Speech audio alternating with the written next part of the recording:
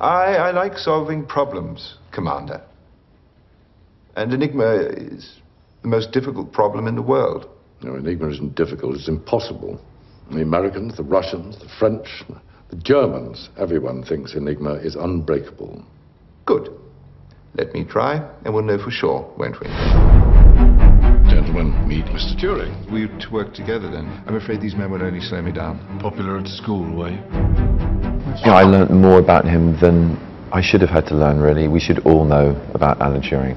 We should all know that he's the father of the computer age, computer science, an extraordinary philosopher who worked in artificial intelligence and morphogenesis and other extraordinary fields.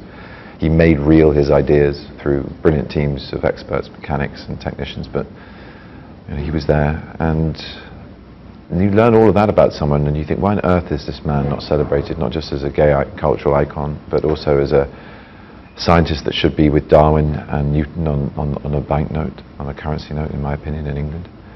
And someone who should be on the front cover of history books for what he achieved and what he stands for. By a thread. In short, I mean, it's a dangerous presumption to walk into a room and think, yeah, everyone knows who I am. But I do still use public transport, never the bus, but I do use, I use the tube, I use the underground, metro. I do poodle around on a motorbike as well, so I've got a big old helmet of anonymity there. Alan Turing, definitely. People often ask me what I'd ask him. I mean, I'd have to probably get him drunk and then I'd ask him a lot of questions. I would ask him where he most needed love and where he felt he least had love in his life. I would ask him what he thought of as being either autistic or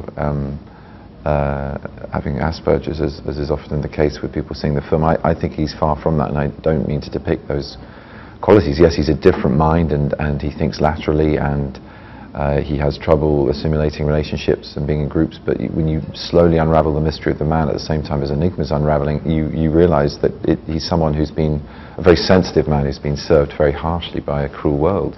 Who else would I want to get drunk with, though? Who else could I bring to the party with Alan? It'd be nice to have a natter with Florence Nightingale. I don't know how keen she would be to get drunk, but she saw a few things. Mary Curie would be good. None of it, really. I've had a really good time, I have to say, so far. I mean, it's early, but it's just great to be included in this great raft of talent and product, and you know, I've had a ball. I really have. I've had a really good time.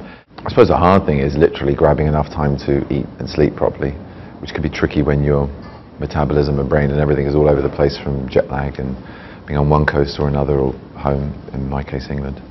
I try to eat to the time I'm going to, so my body gets in that rhythm. I try to sleep on the plane no matter what, actually, just whether it's the midday or whatever, just so that I feel reasonably refreshed when I step off the flight, because and drink a lot of water and not drink any alcohol or coffee or not have any pudding, anything rich.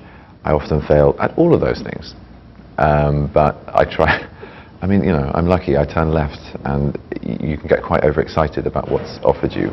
Some vintage champagne? How easy? Well, no, I can't. I'm not drinking. I mean, what? It's vintage champagne. No, I'm really fine. It's Dom Perignon. Yes, please.